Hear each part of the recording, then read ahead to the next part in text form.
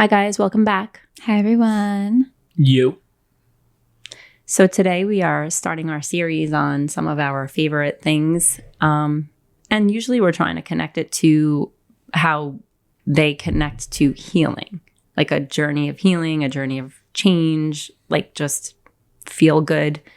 So we just decided we would all share movies that we felt like really had an impact on us.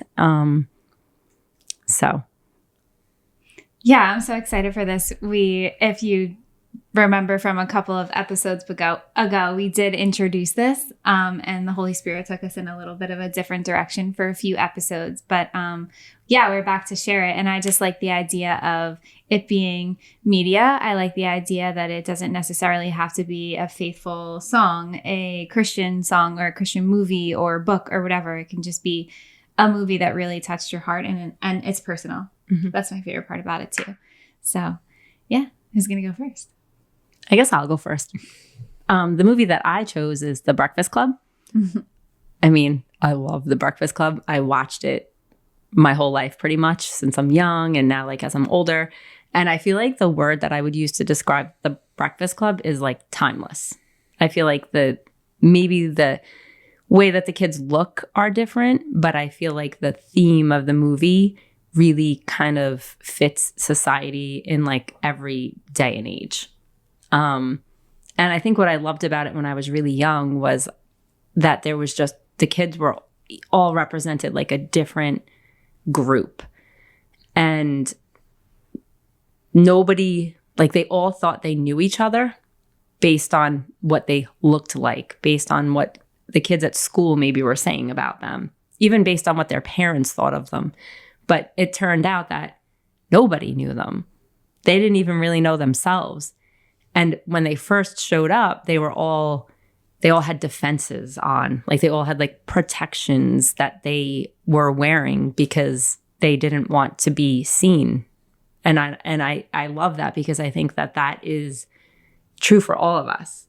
Like I think that's what a huge theme of our podcast is, that feeling of not being seen or understood. So you put on like different masks, or you sometimes protect yourself from like the hurt by behaving in a certain way or acting in a certain way. And people make assumptions about us. But what I liked about the movie was people were making assumptions because they were putting forward a face, you know? Or maybe it's just parts. Maybe it's just like the part of you that felt like you had to be the criminal, or the part of you that was like, yeah, I'm the brain, I'm the smart one, or I'm like the beauty queen princess, you know, the basket case. It was just like everybody had their own role and they were willing to assume it until they started to want to actually like be real. It's almost like the becoming real theme. Yeah, that's what I thought of right away too. I love the I love the fact like that you said it's timeless, because no matter what year, decade, generation you are, you experienced groups and labels in high school, or middle school. And I think we get those labels or identities within ourselves that like probably in those like 5th, 6th, 7th grade years. And then it's almost as if we own them so deeply that they just make us feel safe. So if I'm anything other than the brain or the basket case or the criminal, I'm not safe. And I think the beauty of them all coming together was that there was safety. Mm-hmm. You know, there was safety in that library of them to just kind of like crack and become real. Yeah. I mean, it kind of reminds me of like, I know some of them technically aren't misfits, but you are misfits. Everyone's unique and everyone's technically not exactly, well, you're not exactly the same, even if you are in a group. So it's like, if you have like the, you know, being called the smartest one and you're hailed as that, now you have to hold up that part and, you get a failing grade. And now it's like, they all attack you. It's almost like, well, I just did better than the smartest one in the room. It's like, you know, it really attacks you. So it's almost like you feel like you have to almost hold up that weight of that name, because if you don't, then you fall. You don't know who you are anymore. Exactly. And I think it just is, I'm just having like a flashback of when I was so young. I could remember like I was always like the good girl when I was little. I was always super quiet, super like just kind of did whatever was asked and didn't really complain. Like that was just how it was. Like I just, like my mom would be like, oh, you were such a good baby. You didn't complain. You didn't really cry. Even when you were sick, because I was like a sick baby. Even when you were sick, you didn't like complain and you didn't cry. And I remember like, I could remember not saying things that I thought because I didn't want to disappoint. I didn't want to make anybody feel like stressed out. So like I wouldn't say things. Like it was just something like you just accept what is and you don't complain about it because you want to be the good one. You want to be the quiet one. And then of course I had a reversal as I got older, but I still even did that quietly. Mm-hmm. It was like nobody really knew what I was doing because I did it so quietly. It was like hidden. So it's like that part of me still was there, but it was like you said, they say that you're something and it looks like a good thing. So you want to stay being that. And it's like, now it's like you're almost having a fight with yourself to maintain that identity, that false identity. Yeah, I was also very much labeled the good girl as well. You know, I can remember my mom saying like, oh, you could just sit in front of the TV for hours and color and like not bother anybody. And I'm like, you know, it's a good thing, mm-hmm. you know, but also then that becomes, I never want to burden anybody or I never want to give my own opinion because, you know, what if they disagree? Or then what if I'm not labeled as that good girl anymore? Like James, like you said, well, then who am I now? You know? And, but parts, mm-hmm. that is just one part of you. So if the other part comes out, you know, it's like, it's almost like explosive. It's like, it's almost as if the Breakfast Club was one person, mm-hmm. you know, mm-hmm. everyone has like a little bit of each person in their own identity from the group. It's like Inside Out. Oh my God. It 100% is. Yeah. I want to actually read the letter at the end of the Breakfast Club because it's exactly what you just said. So this is how it ends, and we all know it because we've all seen it. But dear Mr. Vernon, we accept the fact that we had to sacrifice a whole Saturday in detention for whatever it is we did wrong. But we think you're crazy for making us write an essay telling you who we think we are. You see us as you want to see us, in the simplest terms, in the most convenient of definitions. But what we found out is that each one of us is a brain and an athlete and a basket case and a princess and a criminal. Does that answer your question? Sincerely yours, The Breakfast Club. So when you said, we all know it, James and I looked at each other like, I've seen it once and I didn't know. I didn't even remember the letter being in the movie. And then I saw a quarter of it, so nobody knows The Breakfast Club except me. I mean, I know it, but I didn't even remember that letter. And it's like this, so true. So true. It is so true. And like the brilliance of what the teacher did. Was it the teacher who? Or the it was the detention teacher that was hilarious. The dean. The dean or whatever he is. He had the detention schedule. So he was basically there, supposed to be like watching them and wanted them to write a report on, how terrible they were. And the reality is they did own the roles that they were playing. They really lived in them for like the whole first part of the movie. And I think that's what we do. But then they would switch off.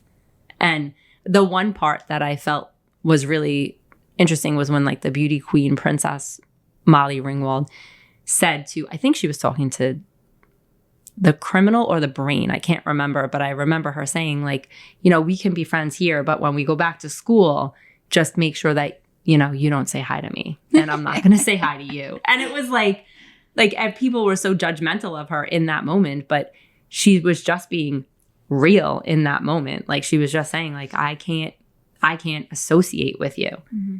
And because we are the Open Doors podcast, I feel like that fits so well with Jesus. And for his mission, when he came, it was like he was having dinner with all of the wrong people. And the people that were supposed to be the right people that he was supposed to be with, the ones who had it all together, the ones that were perfect, were the ones who were looking at him and they're like, what are you doing? Why are you hanging out with those people? You shouldn't be hanging out with those people. And he just chose to be open and receptive to every person. Even he would have even been receptive to the ones that were the Pharisees. Like he would have been accepting to them if they were willing. They just didn't want to. And that's what I think is so cool, because if you really do look at the Gospels and you look at how he operated, he really did operate in a way where he looked past the parts that everybody had, those like protective parts, and he was welcoming to them. And that's what makes everybody safe. It's what made them feel safe in the Breakfast Club. Yeah. Yeah. I totally agree. Oh, great movie choice to start with. All right. Who's next? I will go. After I was reflecting a little bit on what movie I was going to do, I realized it is a song also, but it is a movie, and I'm really going to focus on the movie. It's I Still Believe by Jeremy Camp. Well, I guess that's a song, but the movie is based on Jeremy Camp's actual life. And so basically just the quick summary of it is that he started dating a girl in college, and she was a very faithful Christian. And very soon after they started dating, she was diagnosed with cancer. And it's just the journey of their relationship and then the loss, because she did pass away very soon after. They had gotten married, and again, they were super, super young, like in their early 20s. And the title really like says it all.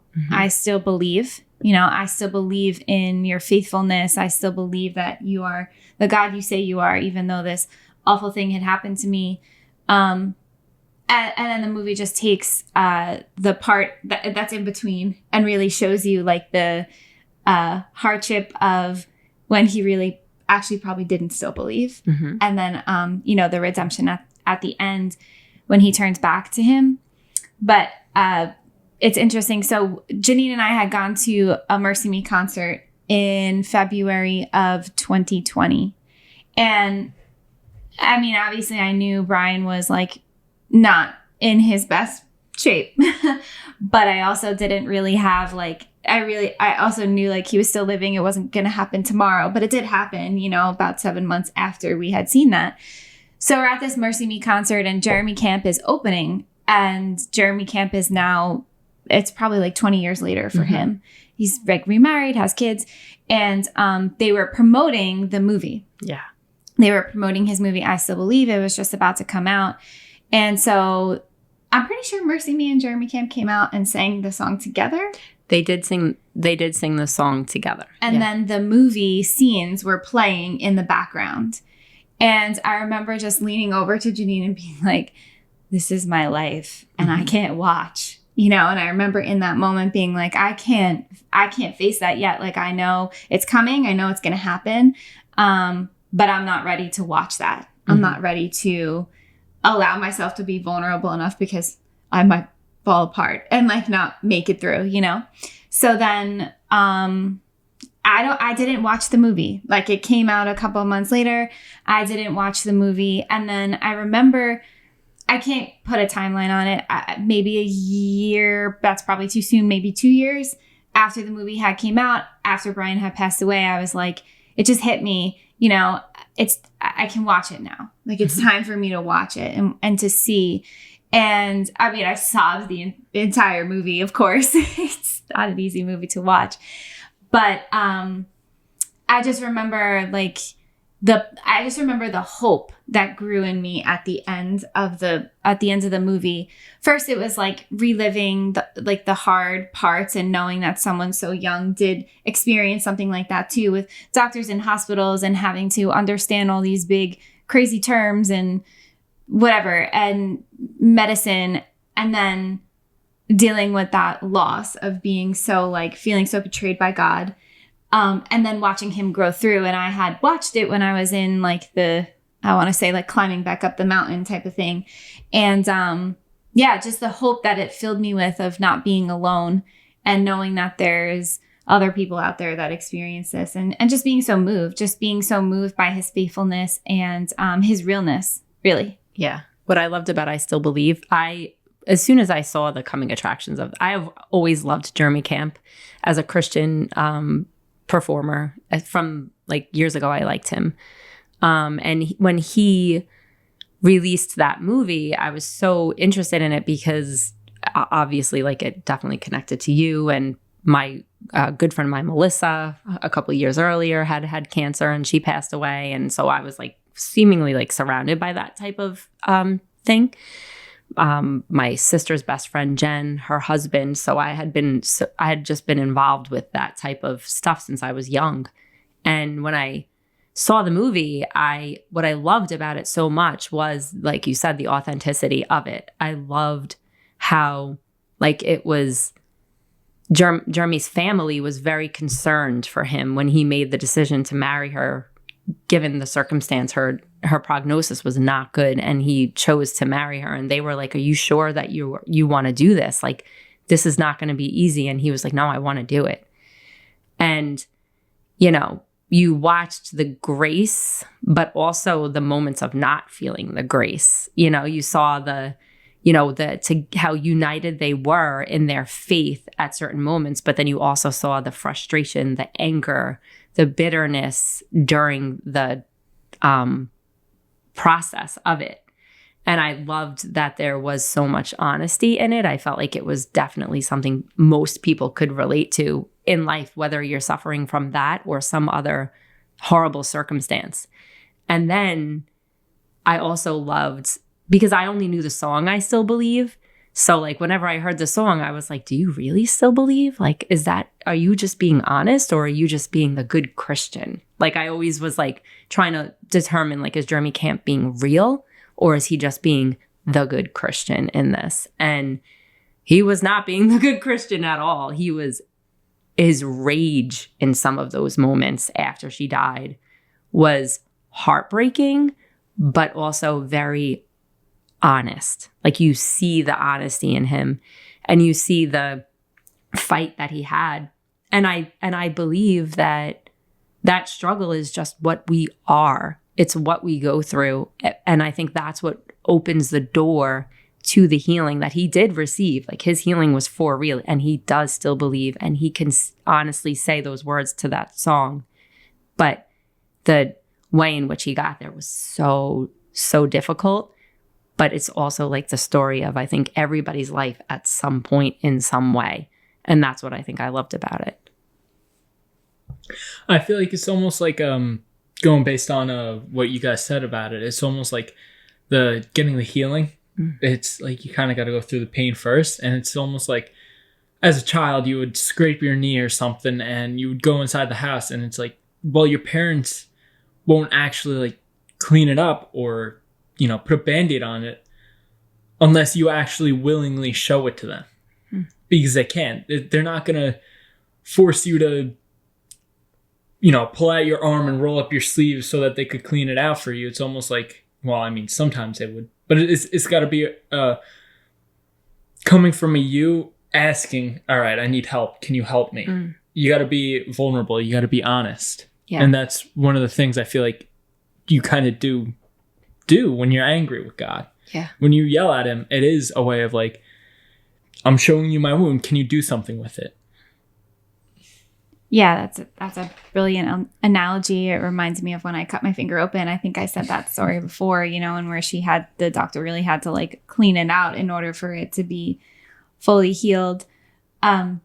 Just going back to his story, when he did decide to marry her after he knew she had already been diagnosed, that was also me. And it's funny when people, like when I meet people or whatever, or I tell them my story, they always like get that little, like, I could see the look on their face, and they start to think, and they try and put a timeline together, and they're like, so you married him after he was diagnosed? And I'm like, yeah. And then I'm like, I didn't marry him because he was diagnosed. You know what I mean? It was like when the marriage came after the diagnosis, that people think about it differently. You know, people view it a little bit differently. And it's just, you know, it's like a God-given relationship. Like, that was what it was cultivated into. So it was like, that was what was next for us, and what we felt like we had been called to, like, at that time. But, and I think too, the interesting thing is knowing the song for so long, I almost didn't even like really know what it was about. Like I knew a little bit of his story, and then it's just one of those songs you like learn the words to, and you just keep singing it when it comes on your playlist. And I still believe. And then when it really comes down to it, and it really comes down to the story behind it, and then you watch it and you're like, wow, okay. But you have to go through that pain process first, or the pain pathway, however you say it. And, to get to that point.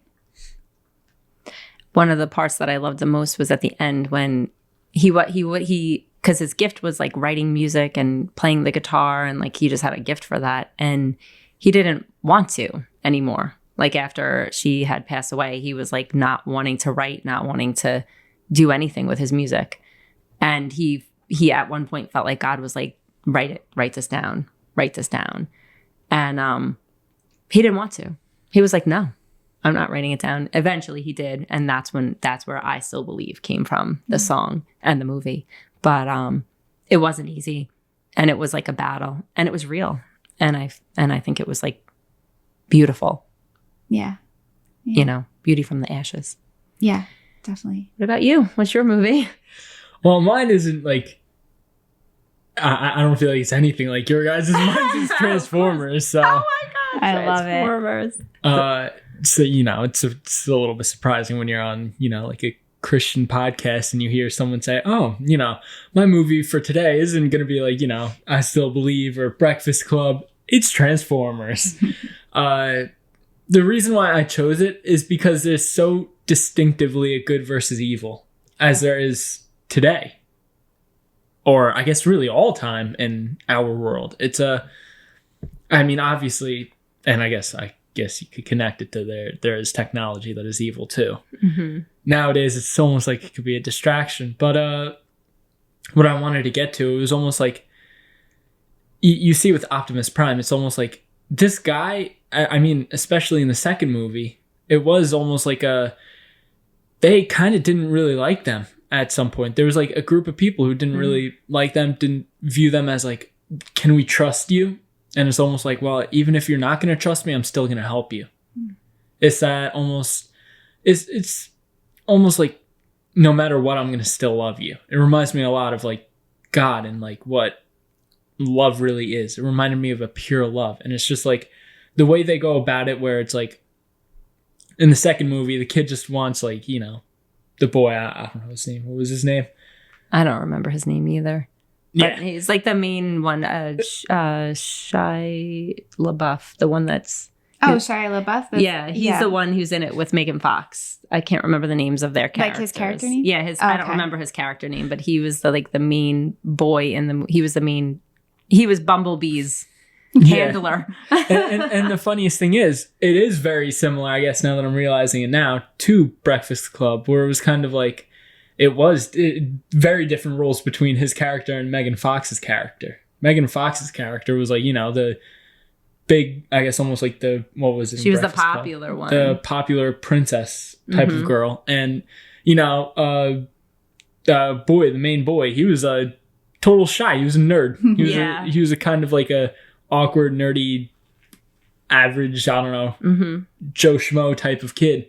And it just shows how it's almost like you have the choice to take action. He took the action. He did eventually in the second movie as well decide to help the Autobots actually, you know, get rid of the Megatron and whatever. The Decepticons? Yeah. It is such a good movie though. I love the Transformers also, especially I don't really know all of the new ones. Transformers was a show that was on when I was young too. So like my generation kind of grew up with the Transformers. But Optimus Prime, like you said, he really did represent that, because in the movie that we were not very welcoming. We were not trusting them. We didn't want what was best for them.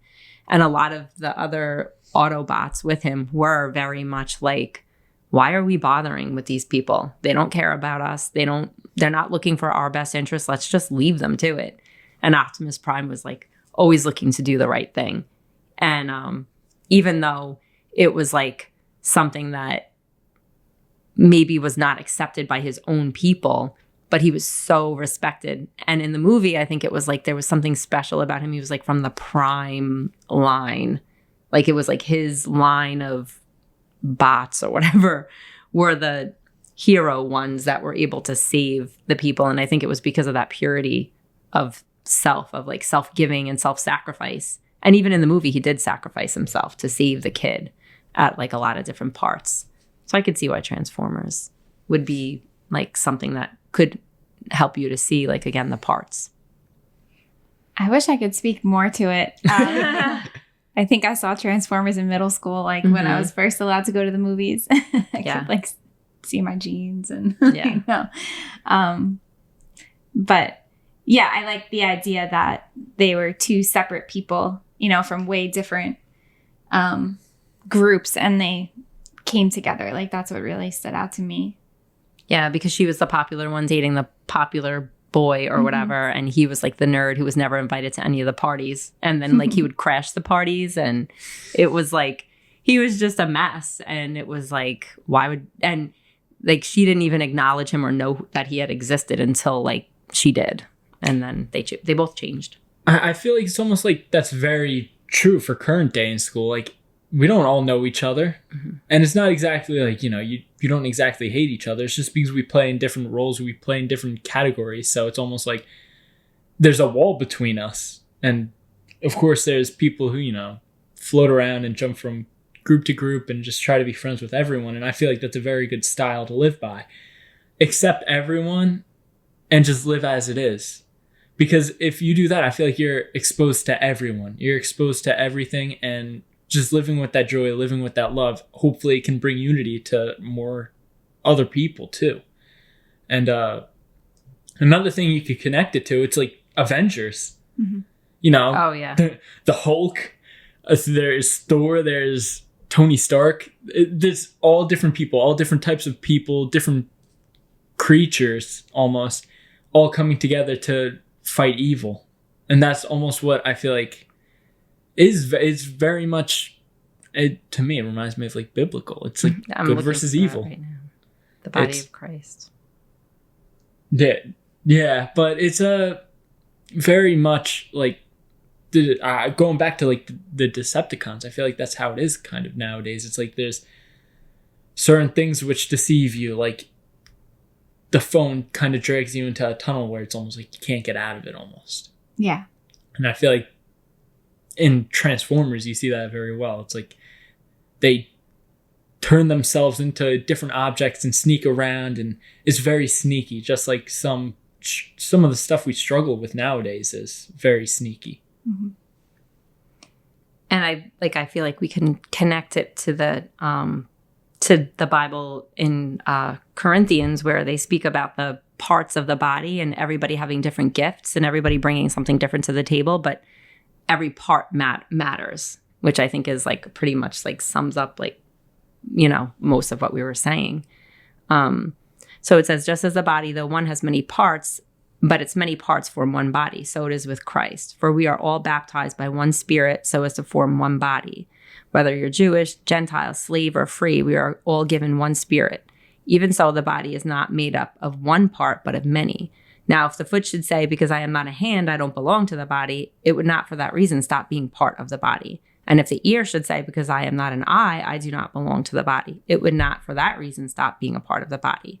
If the whole body were an eye, where would the sense of hearing be? If the whole body were an ear, where would the sense of smell be? But in fact, God has placed the parts in the body, every one of them, just as he wanted them to be. Because if they were all one part, where would the body be? Just as there are many parts, we are one body. And I think that like sums it up.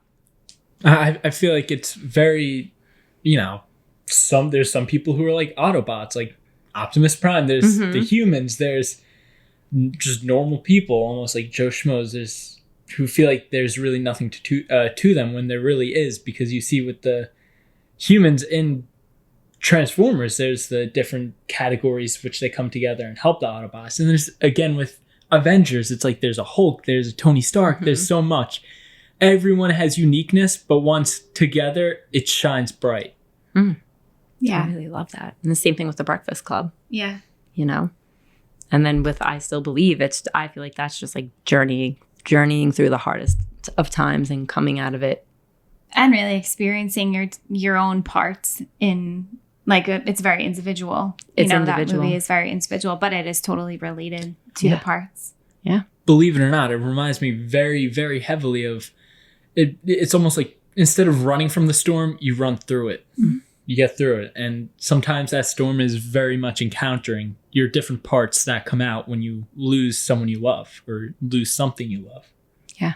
And there's something to be said about a movie, right? James, I think you said in an episode maybe a couple episodes ago, you said everyone kind of like needs a protagonist and an antagonist. And like, I know you're an English teacher. So if you go through all like the parts of what an actual story has, whether it be a movie or a song or a book, it's like we need all the parts to come together because we need the ending to be like, we need the ending to change us. And I think that's the point of this. And I think these movies that we speak of, and there's so many more movies. I mean, I'm sitting here thinking of like The Lion King and, oh my God, like fun movies or good movies or what. I mean, watching The Lion King as an adult is like life-changing. So I highly recommend you all do that. holy moly.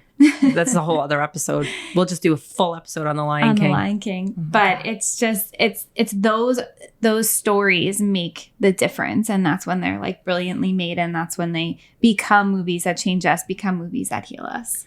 I feel like the thing is with movies and books and songs, anything that attract us like that, it has to be relatability. And I feel like that, different movies connect to different parts. And I feel like that's what brings us in and that's what changes us. It's almost like a movie that reveals its parts to you is a movie that's gonna, almost, I guess, yeah, as I just said, connects with you. It's what attracts you, I guess. It's almost like a magnet. It's like, instead of repelling almost, because I feel like some of the stuff that we don't like, if it's in there, then we're going to repel from it. But if it's stuff we can relate to, it connects. Yeah.